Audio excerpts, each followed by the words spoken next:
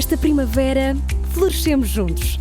Apoie as vozes plurais que não têm medo de ir contra a corrente e partilhe a sua opinião nos comentários. Desfrute de todos os benefícios Observador, agora com 20€ de desconto. Assine hoje em observador.pt.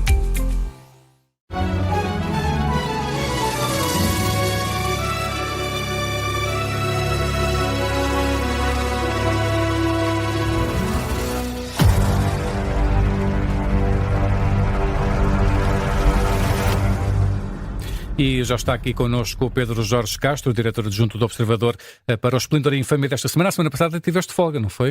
Tive folga. Esta semana folga. Não há nada folga. Tive no dia de Natal. Pronto, vieste cá na segunda, hoje vens cá na segunda-feira. Bem-vindo, Pedro. Olá, é um gosto de estar aqui convosco. Obrigado. Eu estou para ver o que é que trazes, se trazes aí alguma coisa. Estás rouco? Estou um bocadinho. Ficaste assim porque estiveste a gritar golo lá em Alvalade?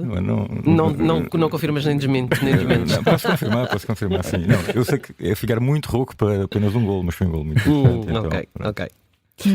Pedro, hoje, ao contrário do que é habitual, começas logo com a infâmia. É verdade, vamos variar um bocadinho.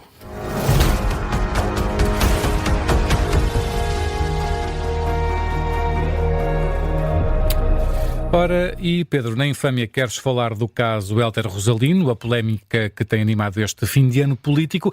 O ex-secretário da Administração Pública e ex-administrador do Banco de Portugal foi nomeado para um cargo novo, secretário-geral do Governo. Vai ter direito a receber um salário de origem de 15.000€ mensais. Quem são os autores da infâmia aqui, Pedro? Excelente pergunta, Luís. Já lá vamos. Deixa começar por contar que toda esta história começou com uma gralha que tem alguma graça. Então. O decreto-lei que aprovou a orgânica da Secretaria-Geral do Governo foi publicado em 2 de julho em Diário da República. Adivinhem lá de quem é que são as assinaturas? Bom, espero que esteja lá de Luís Montenegro, não é? Certo, ok. E mais? Miranda Sarmento, Ministro das Finanças, sim? Sim. Leitão Amaro? Também. Também. E mais? Vá, diz lá. Não queres arriscar mais nem? Eu não vou arriscar. De facto, diz lá, visto e aprovado em Conselho de Ministros, não é? Por Luís Montenegro, Miranda Sarmento e António Leitão Amaro, e depois promulgado em 1 de julho de 2024, publique-se o Presidente da República, Marcelo Rebelo de Sousa, referendado em 2 de julho de 2024, o Primeiro-Ministro António Luís Santos da Costa. Não acredito que seja com o nome de António Costa. É incrível, não é? É incrível. Bom, depois foi ratificado e já não encontras, já não vais encontrar isto online. Fizeste print screen? Tenho um print screen. Pronto, o Diário da República em papel já não tem valor. Mas isto mostra que o Penacho Torto só podia dar nisto, portanto, nem com a assinatura de 2 primeiros ministros isto ia correr bem. Agora, só para sabermos todos de que se trata neste caso, estamos a falar de 15.000€ mensais para uma espécie de super mordomo que mantém a casa do governo arrumada. Isto faz-me lembrar esta música fofinha.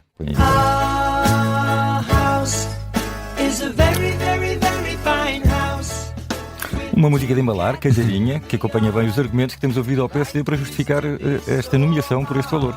Esta coisa de virem dizer que poupa dinheiro porque já está na esfera do Estado, é mesmo a tirar areia para os olhos, e a dizer que, como consultor do Banco de Portugal, ele não ia fazer nada, que implique pelo menos ser substituído. Ora, 15.000€ para não fazer nada de essencial é em si uma primeira infâmia. Que o PSD tenta argumentar com a poupança de custos é uma segunda infâmia. Ora bem, e o pedido do Governo ao Banco de Portugal para continuar a pagar o salário de Hélder Rosalino faz alguma diferença? Ora, aí está a terceira infâmia. Tenho aqui mais um cheiro de uma música que vem a calhar. Põe aí, Vanessa.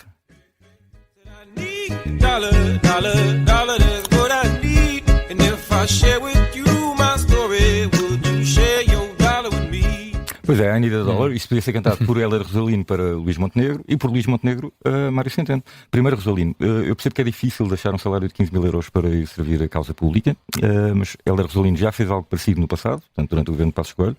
Ele já era funcionário do Banco de Portugal e deixou para tomar posse como secretário de Estado da Administração Pública. Nessa altura foi um dos rostos dos cortes da Troika que afetaram muitos funcionários. E ele próprio sofreu muitos cortes para trabalhar para muitos funcionários públicos. E não foi só isso, olha, também foi ele que esteve na origem da criação da CRESAP, que é esta Comissão de Recrutamento e Seleção para a Administração Pública, que não resolveu tudo, mas eu acho que foi uma iniciativa que ajudou a trazer alguma transparência, pelo menos à escolha de quem ia ocupar estes altos cargos na função pública. E se calhar este cargo de secretário-geral do Governo também devia ser submetido a um escrutínio mais apertado, em vez de ser uma nomeação sem concurso. Mas tendo em conta a lista de funções deste novo cargo, não achas que faz sentido ser um cargo de confiança política? Tenho muitas dúvidas disso, com franqueza. Eu até acho que precisamente para assegurar alguma continuidade no funcionamento do Estado e facilitar a transição entre governos, está descrito nas funções que ele deve ser a pessoa que acolhe os novos membros do governo. Esta figura de secretário-geral deveria ter um perfil mais independente.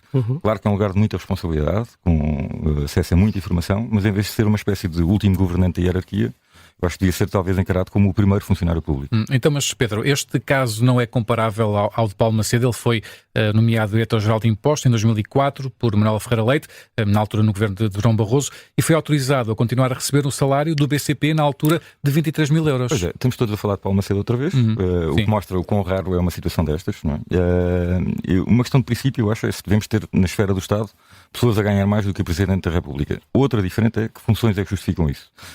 É mais ou menos consensual que o trajeto de Paulo Macedo à frente das finanças correu bem. Ele conseguiu aumentar as receitas fiscais, o combate à evasão fiscal, portanto, até terá contribuído para que o Estado tivesse arrecadado muito mais dinheiro do que aquele que ter de gastar a mais no seu salário. E na altura da nomeação de Paulo Macedo, em 2004, houve muitas críticas do Partido Socialista, mas 3 anos depois, vários socialistas acabaram até por reconhecer que fez um bom trabalho. Pois foi, é verdade. Eu estive a reler os diários da Assembleia da República e houve debates épicos. Não é? Vilar Ferro Rodrigues, portanto, na altura deputado do PS, considerar que era um insulto a todos os funcionários públicos a contratação de alguém por 4.700 contos por mês. Não são euros, friso eu. A adesão ao euro ainda era recente. As pessoas ainda não estavam bem habituadas a fazer a conversão. Francisco Louçã chegou a invocar uma lei de 1988 que proibia salários acima de 75% do ordenado do Presidente da República, e depois disse: o homem está lá ilegalmente. Também temos Eduardo Cabrita, com quem falaste ontem, Vanessa, a dizer que era eticamente reprovável.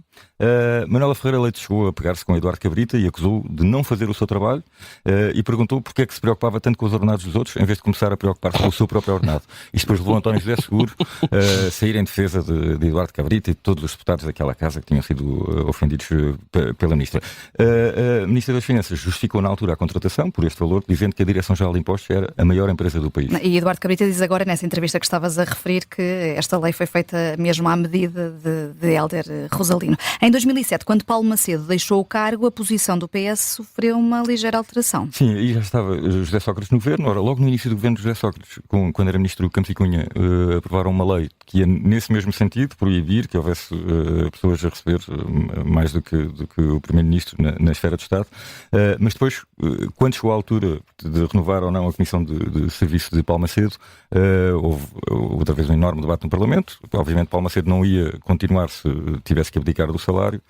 Vários deputados socialistas até reconheceram que Paulo Macedo tinha feito um bom trabalho, mas diziam que o mérito não era só dele. E voltando então aqui a esta questão, a comparação entre Paulo Macedo e Hélder Rosalino. O facto de ter corrido bem com Paulo Macedo não deve transformar estas situações numa regra, ou seja, isto deve continuar a ser apenas possível para certos cargos. Eu acho que uma coisa é transformar, apesar de tudo, a máquina do fisco, em 2004, naquela altura. Outra é revolucionar a administração pública. O essencial das funções atribuídas a este novo cargo de secretário-geral do governo são burocráticas. Eu lamento imenso. Estive a ler a longa lista, parece-me tudo burocrático. Não há nada que ele vá fazer que seja mais importante do que é o trabalho diário de qualquer ministro. Nem me parece que esta gestão doméstica seja alvo de um mercado tão concorrencial assim. Não haja várias outras figuras com muita experiência na gestão pública consigam cumprir a função e aceitem o cargo pelo salário inicialmente previsto. Isso é uma coisa que também é daquelas que vamos ver, não é? Porque só se vê depois da coisa estar feita. Mas isto não é daquelas coisas em que se deve entrar como o Amorim, não é? Isso correr bem. Mas foi assim que Ferreira Leite entrou com Paulo Macedo, não é? Certo, foi assim com Paulo Macedo, mas era uma situação diferente, eu acho. Paulo Macedo o que foi fazer foi informatizar o fisco que não estava informatizado à época, não é? Não foi só isso, não é? Sobretudo foi isso, não é? Foi trazer aquilo que tinha de experiências da banca. Não era preciso pagar 23 mil euros a alguém para carregar num computador. Duvido que seja médio. Um balanço grosso.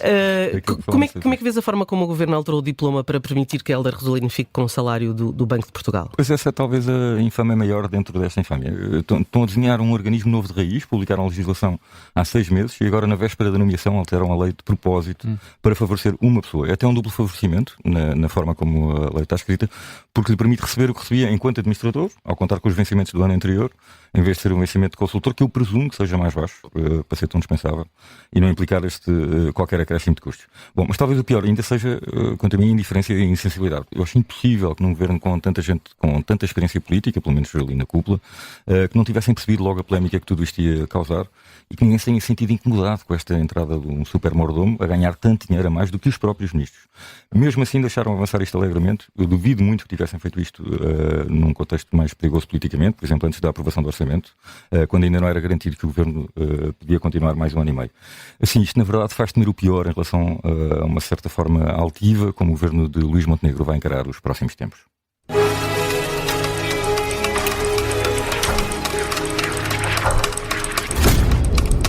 Ora, e no baú, Pedro, trazes escândalos antigos relacionados com o quê? Com o Banco de Portugal. Muito antigos. Olha, eu vou recordar aqui uma carta de Marcelo Caetano, a Salazar, onde se queixa de 2 escândalos a envolver figuras do Banco de Portugal em 1944.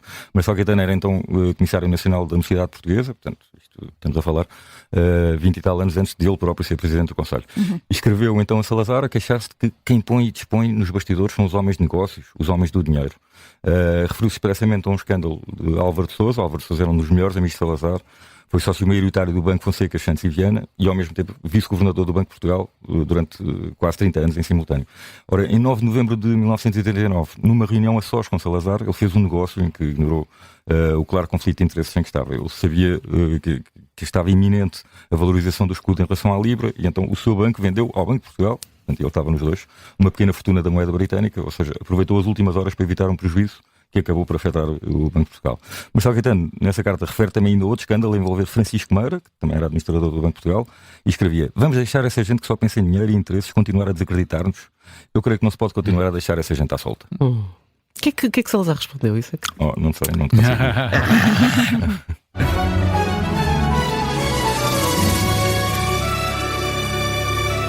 Ora bem, já tivemos a infâmia, o baú, mas Pedro, deixaste o esplendor para o fim.